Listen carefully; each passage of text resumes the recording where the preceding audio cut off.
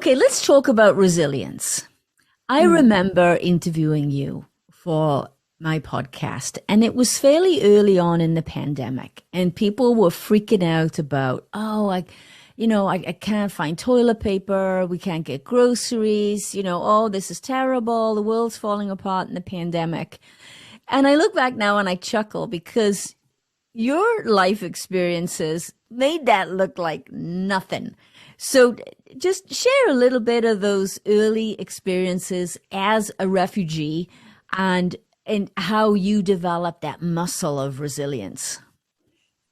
You know what's interesting? So I was a child refugee. Actually, well, I guess I was getting into puberty at the time. Pretty bad time to be a refugee for a girl. And so it was ex-Yugoslavia, war in ex-Yugoslavia. So we had to flee Croatia.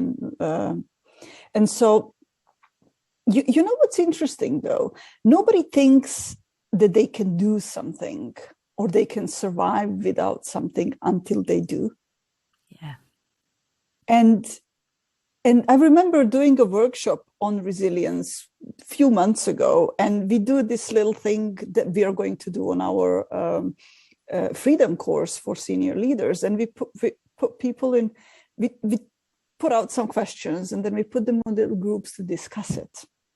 And some amazing stuff comes from it. And I remember one of the participants shared afterwards, said, you know what I realized? I realized that I don't see how resilient I am until it actually happens. And I think it's true for all of us. We just think that, some people have this power to be resilient more than others, but I think it's the same for all of us.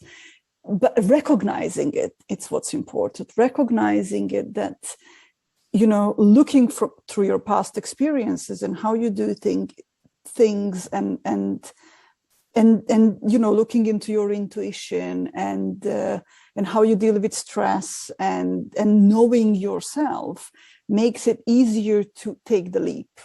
But when we are all in a situation like what Corona happened, you couldn't plan it.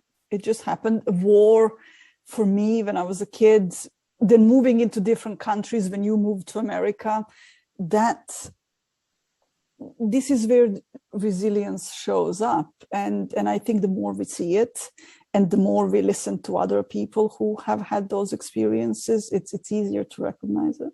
Yeah, but I think it does, but I think a lot of it too goes back to your mindset, right? It's the mindset that you have when these things happen in life that are totally unexpected. And let's talk about mindset in our next conversation.